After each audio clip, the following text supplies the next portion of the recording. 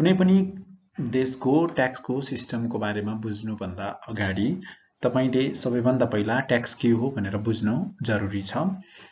र ट्याक्स भनेको कुनै पनि देशको नागरिकहरूलाई अथवा त्यस देशका बिजनेस हाउसेसहरू व्यापारिक प्रतिष्ठानहरूलाई त्यो देशको गभर्नमेन्ट सरकारले लगाएको अनिवार्य शुल्क हो र जसलाई चाहिँ तपाईले म तिर्दिन अथवा कुनै बिजनेस हाउसले म तिर्दिन भनेर भन्ने अवस्था हुँदैन।